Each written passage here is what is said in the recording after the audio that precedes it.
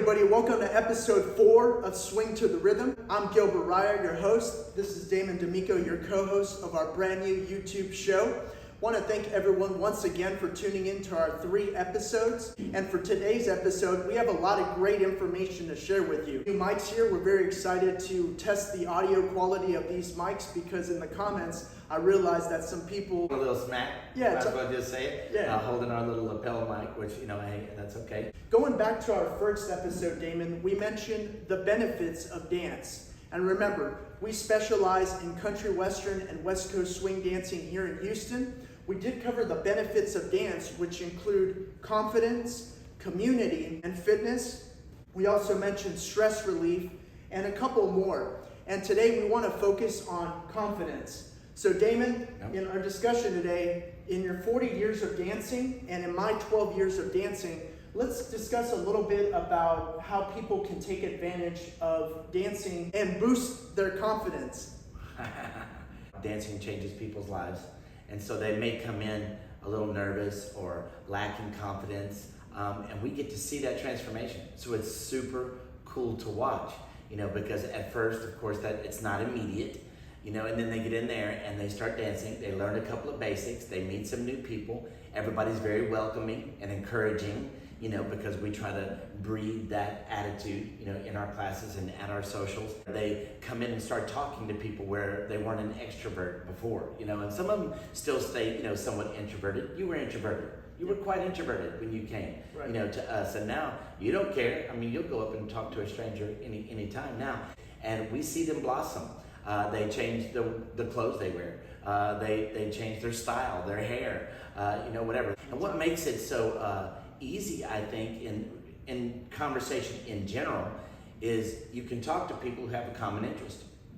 And so when someone has a common interest, you always have something to talk about. So you don't struggle with searching for the questions, searching for the topic, which I think in normal conversation, that introvert that tries to branch out, it feels very rehearsed, like they read a book or they listened to a podcast and they're like, oh, here's the questions you should ask to engage in conversation. And sometimes it's off topic and it doesn't come across as being organic or genuine. And in this case, everybody in the room has the same interest. So it doesn't matter if you're a beginner or whether you're a more advanced dancer, there's always something to talk about. There's a common interest in something that you're both very passionate about.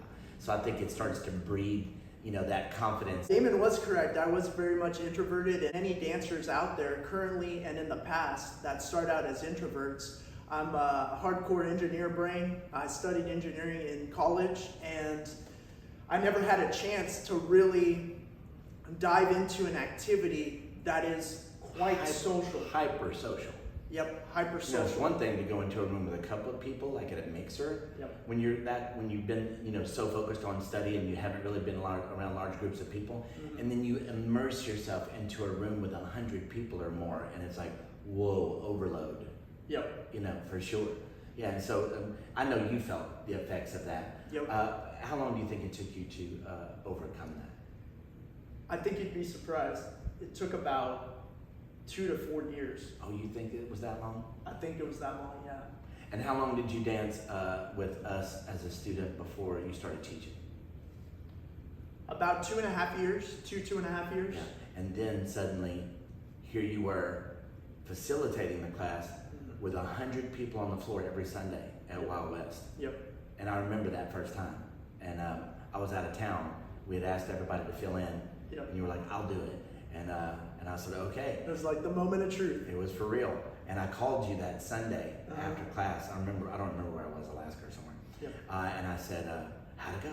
And you said, it's the scariest thing I've ever done in my life. Terrifying. When can I do it again? Which I thought was awesome. Crazy. I think I've told that story before, but I'll keep telling it because it's such a great story. Yeah. But I think that's when you really started to blossom and you started to gain in confidence. Yep. And you were like, you know what? And we had that conversation. As far as teachers are concerned, if you're out there and you want to become a teacher and that part is scary to you, I need you to know that it was also scary to me, believe it or not. It was scary to me. My drama teacher in school really got my goat. And so I was a class clown, so I was always like distracting, and I drove my teachers crazy, and so she she said, why don't you get up here and say and teach this, She called you whatever. out, huh? And sunk down on my seat, and I was scared to death, Dang. and then tried to be a part of a play, Uh-huh. and I had stage fright. It was real. It was real. And it wasn't until I stepped in front of a group of dancers and they said, here's your mic, go ahead and teach the class. And I was like, oh my gosh, I didn't think about teaching dance as public speaking. And it freaked me out. And then I said, all right, y'all, let's do this. And I've never been scared again. It just like, once it happened, I was like, oh, it's not that big of a deal. But going back to what I was gonna say, and a conversation that you and I had about that, again, for aspiring teachers out there, when you have a lesson plan, you're not going to really run out of things to say. If you're prepared, and the class is going to dictate, the class material is going to dictate what you're saying next. So it's not like you're going in without the material. You know what you're going to teach. Yep. But going in, you're like, what am I going to say for an hour? Or an hour, that was an hour and a half class. Right. What am I going to say, for an hour and a half? How am I possibly going to fill the time? And then it's like, oh crap, it's almost been an hour and a half and I'm not through the material I was going to teach. And you realize you never ran out of words. It's not like you were like standing there with dead silence in an awkward moment. I don't believe that ever happened to you. And so it's like, I feel like that would give people the confidence, to do that.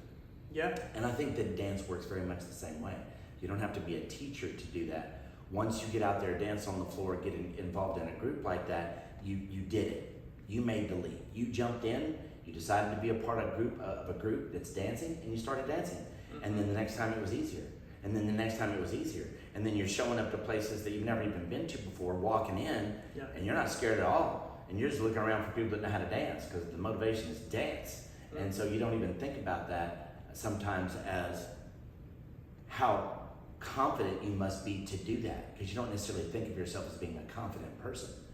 And then suddenly on the outside I go, wow, that was really pretty bold of you, to do that. Wow, I'm so proud of you that you went out there and you did that. And they go, oh, wait a minute. I just did that. I just did that.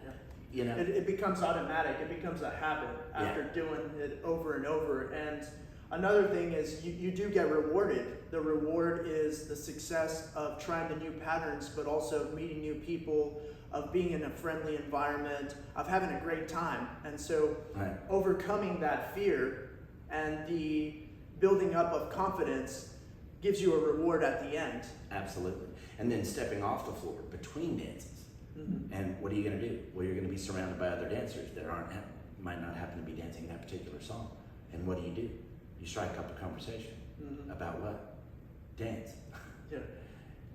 So there's that common ground again that I was talking about earlier. So you have the confidence to get on the floor over and over, ask new people to dance, and then you're conversing with the people on the side of the floor between dances, and suddenly you're part of a community.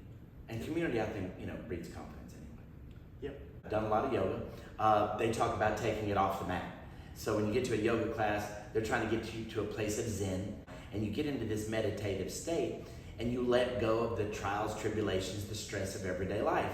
And while you're doing that, a lot of the yoga teachers will say something like, when you leave here today at the end, take it off the mat with you. And even during the practice sometimes, take it off the mat. I feel the same way about dance, because, dancing consumes your brain when you're in dance class. You don't really, and those of you that have taken class realize, have the RAM to think about everyday life and struggles and this and that. It's a great release. So a lot of people do it for that reason, because they're not burdened by everyday problems. So I like the same idea. Take it off the dance floor. So when you leave here and go back out into the world, maybe you're not quite as road ragey, as you would be. All of you out there that know me personally, you stay out of it. I have road rage. I think people need to drive better. It's like you read my mind. I knew what you were gonna say. So I'm working on me. I'm not taking the class, I'm teaching the class. Right. No, I need to work on that. I do too. It's a daily thing. You have road rage? Yeah, I can. Come on. I can. Welling up inside, and then I have to tell myself it's gonna be all right. Yeah, I'm going to dance class. Going to dance class. Yeah. For someone that starts dancing and they're scared, what 2 or 3 things can they do to take that one small step to become a little bit more confident? I would say the quickest and easiest way One is, I'm quick to say, I'm a coach. Jump in with both feet. Not everybody feels comfortable doing that. But the first step, dip your toe into a group class. You don't have to talk a whole lot. I think it's perfect because the teacher's talking the whole time, pretty much. They're facilitating the class. So you're having pleasantries with multiple people through the rotation, but you don't have to carry the conversation. It's not the time to carry conversation, but you are meeting multiple people. And then you're like, oh, I remember you from class. Then because it leads to these other things. Yep. So I think group class is the perfect environment for that, because you're going to be around a lot of people, which is already fearful for some people. Yep. And then suddenly you're over that because you're all there for the same reason, and someone else is doing the talking. So I think it's the perfect spot, to start. That's great advice. One thing that I would add would be it's okay to gradually build confidence. That's one thing that I think a lot of people don't necessarily realize. They think, oh, I have to show up and have to talk to someone, and I'm hardcore introverted, I'm terrified, and I'm uncomfortable. And I would say that that's not necessarily the case at the start. You can always take a little bit of time to warm up to the people around you, and as Damon said, group class is perfect because you show up, you're around people. There may be a little bit of pressure to say things and introduce yourself, but it's not always the case. You could run out at the end. And people do. Yeah, and going back to what you said, I think you're right. I think it's a natural progression. Some people, don't even think about it. There's all types, right? So some people walk in there and they didn't even realize the setting they were in, and suddenly poof, and they don't even think twice about it. So they're very comfortable from the get-go. Other people, like you said, build up to that. Well, how do they do that? Well, they show up to next week. Here's what I would challenge somebody to do. Sign up for the month. You spend your money, sign up for the month, show up for the month. Face your fears, right? I'd venture to say, I can't think of anybody in all the years that I've been teaching that if they were there for a month, that they couldn't overcome their fear of showing up within that 4-week, 5-week period. They were no longer worried about that. They may not be completely extroverted at that point, but they could show up for class without being completely nervous. Which I think is a really big deal for people that might not be comfortable with that otherwise. And I would agree. I kept showing up to your classes when I met Damon 12 years ago. The desire to learn, and I realized it was such a fun, engaging hobby, and more than just a hobby, a way of life. As Damon mentioned in the first episode, that it does become a way of life for a lot of people, including myself and including Damon. To end the episode... Well, real quick before we do that, it goes beyond your local community. Look at all the people that might, go show up. Tuesday night you drove to Austin and went to Go Dance for their social. Yeah. You didn't know who was going to be there. You knew a couple of people were going to be there, but that was going to be a room full of people that you don't hang around with all the time. Right. And I think that dancers of all skill levels and all comfort levels, they're like, when you start planning your vacation and stuff around where can I dance, that's what you're setting yourself up for. You're going to step into a dance community that you're not a part of, and you're going to be introduced, to people, or you're going to introduce yourself. Better yet, you're going to introduce yourself to people. Last night we had that nice young lady that showed up that moved in from Kansas City, and she walked in and she put herself right in the middle of everybody, and she didn't seem to be like overly extroverted, but she put herself right in the middle of everybody. And then of course it helps a whole lot when the facilitator, the instructor, says, hey, we have some new people in class today. We have some new people at the social today. Let's make sure that we're dancing with everybody in the room. Yes. Introduce yourselves. Oh, you know what that brings to mind? That, because I think that this is part of it, that whole confidence thing. I'm glad I remember this. Sure. Because I was talking about it with a couple last night. Oftentimes when you're new to a dance community, you think that the dance community is very cliquish. I'm not saying that it can't be, okay, because it can be. We hope that we don't ever have that feel, but I think sometimes there's a really big misconception. I think that the reason why is very natural. It's because the people in the room that already know a lot of people in the room, just like at school or anywhere else at work you've ever been to, you're going to gravitate towards those people that you have rapport with already. So it's like on a daily basis. Right. So someone comes into a class, well, you just saw your friends for the first time that night, and so you're over talking to a group of 5 or 6 people, and it seems very closed off. I'm not saying that it can't be. I've witnessed it where it's a little closed off. It's very unfortunate. But I'm saying, could it be that they're just more comfortable with the people they know better, and you're over here and you're not willing to step over there? Now, as you know, I'm always asking our community to say hello to the new people. I'm always doing that. Yep. Please welcome our new people. Don't over dance them. Be gracious. Yep. Whatever. Don't teach them on the floor and make them feel inferior. Sure, you could maybe offer them a tad bit of advice, but be very careful with that. But I say you're in the clique. All you gotta do is jump in. I mean, they're right there. I don't know any group. It better not happen at any class or social of mine. If there's a group of 5, 6 people over here, if a new person was to walk up and say, "Hi, I'm in the group," I think everybody in our community would be like, "Sweet, Welcome high in. five, you are in the group. What's your name?" You know what I mean? But a lot of times people don't have the confidence to do that on their own. But I'm saying that it may be more friendly than you think, than it appears at first glance. Even at the club. I mean, because we have that same thing at the club. It's not just like a studio environment, but you're in the clique. To end the episode, I think one of the things that Damon and D'Amico Dance really do a great job of is extending invitations wherever we go. We go out to Louisiana for Swingapalooza. We go to a West Coast event. I see Damon walking around saying hi to everybody, and not just the Louisiana. I can't help myself. Dallas, same thing, Wawa Westy, and that has helped me become a better person because once I see how easy it is for him to go up to people and say hi and ask them how they're doing, it makes it easier for me to go up and do the same thing. I love people in general. Sometimes my hard approach, my tough love that I coach, people might think that I'm not approachable, or I genuinely love people. I really do, and I find people fascinating. I want to get to know everybody in the room. I want to make everybody in the room feel special. I want to try to dance with every lady in the room over the course of the weekend, or at a social over the course of the night. Because I feel like everybody has a fair shake. That way. It's like you want to dance with the teacher. Whatever. And we have a great community for that. I'm really proud of the Houston dance community for that. And what I heard is Damon doesn't really give people an option. He's going to go up to you and introduce themselves. It's not up to you. Yeah.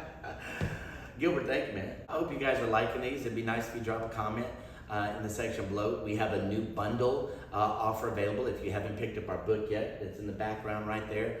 Swing to the Rhythm. I think it's going to be a different read than you think it's going to be about. We have a new crash course. So if you're brand new to West Coast Swing, it's included in the bundle. You can't beat the price on it. It's $12 for the book and the 30-minute crash course, and it could get you started dancing West Coast Swing in your living room today. And then you could plug into a group class if you're local here with us, or into a group class near you. And I will remind you that if there's a dance instructor in your area here in the United States and even in other countries, some other countries, I know them. And so if you want to add a comment, hey, I'm living in such and such small town, such and such, I will find out where the nearest West Coast Swing or two-step class is near you, and you can plug in to your community like right away. I can also help you with that too. Yeah. Cool. Thanks everybody for watching, and stay tuned for our other episodes and go back and watch previous episodes. Take care. Later.